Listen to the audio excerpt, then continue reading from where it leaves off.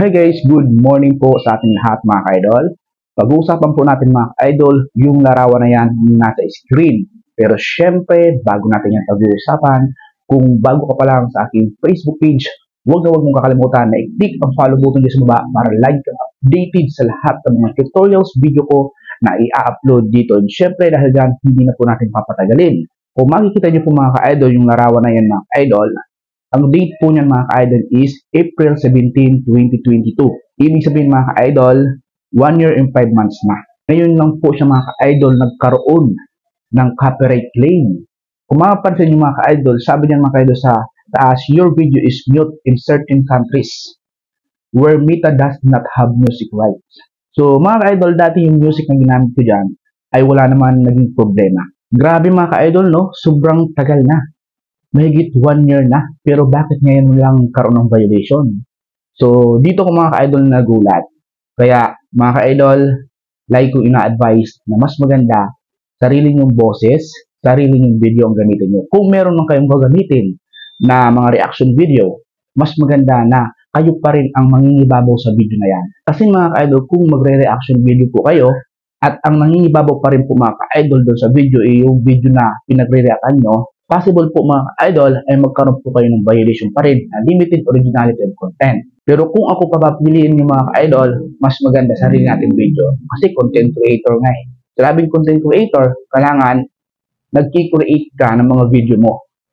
Kasi dito mga idol sa mundo ng pag-vlog, ikaw yung director, ikaw yung writer, ikaw pa yung mag-acting. Ibig sabihin, ikaw lahat. So, ganun po mga idol yung mundo ng pag-vlog. Kailangan mga idol, kaya mo yun. So, syempre dito tayo mga idol sa topic na mahigit 1 year na, April 17, 2022 pa, nagkaroon ako ng violation. So, grabe no? So, lalo't ngayon mga idol, magkakaroon tayo ng active October 6 sa ads on Reels and Instagram ads. Kaya ngayon pa lang po mga idol, puntahan mo na yung mga previous vlog mo, and kung meron kang mga ginamit doon ng mga background music, at alam mo na same lang din ng iyong video na nagkaroon din ng copyright music at ngayon hindi pa rin siya nagkakaroon, para sa akin, linisin mo na lahat para pagdating ng October 6 is malinis po ang inyong mga Facebook channel. Kaya ako mga ka-idol, binabalikan ko na lahat ng mga previous vlog ko na ginamitan ko ng mga music and then nililinis ko lahat sa mga ka-idol kasi alam nyo na sobrang higpit na ngayon sa Facebook. Kung talagang napakahalaga sa iyo ang inyong Facebook channel o Facebook account, ngayon palang idol, pagtsagaan mo ng balikan at linisin mo lahat ng mga possible na magkaroon ng violation. Kasi mahirap mga ka-idol kung kailan nagkaroon ka ng violation, tsaka mo lang lilinisin. So mas mahirap yon.